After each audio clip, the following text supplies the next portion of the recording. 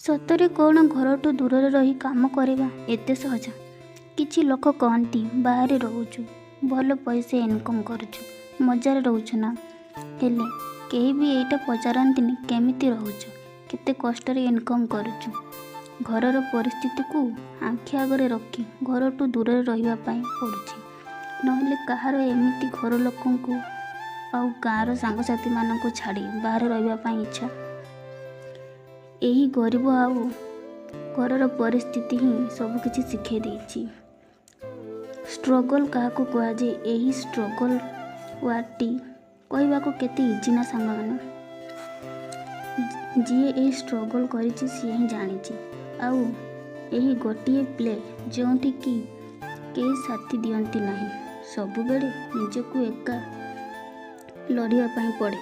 ସମୟ ସହ ହେଉ କି ପରିସ୍ଥିତି ସହ ହେଉ, ଏଠି କାମ କରିକି ଥକିଗଲେ ନା ନିଜେ ନିଜକୁ ବୁଝେଇବାକୁ ପଡ଼େ, ନିଜକୁ ହିଁ ସାହସ ଦେବାକୁ ପଡ଼େ। ଲୋକ ତ ଏଠି ତା'ର ସାଥ ଦିଅନ୍ତି ଯାହା ପାଖରେ ବେଶୀ ପଇସା ଥାଏ। ଆଉ ଆମେ ଯଦି ହାର ମାନିଯିବା ତାହେଲେ ଏଇଟା ଆମର ଦୁର୍ବଳତା। ଏଇଟା ତ ମୋର ପ୍ରଥମ ପାହାଚ। ଟାଇମ୍ ତ ଟିକେ ଲାଗିବ, କିନ୍ତୁ ମୋର ବିଶ୍ୱାସ ଦିନେ ନା ଦିନେ ଏହି ପରିସ୍ଥିତିକୁ ମୁଁ ନିଶ୍ଚିତ ବଦଳାଇ ଦେବି।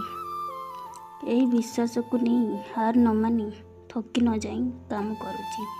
ଜୟ ଶ୍ରୀ ଜଗନ୍ନାଥ।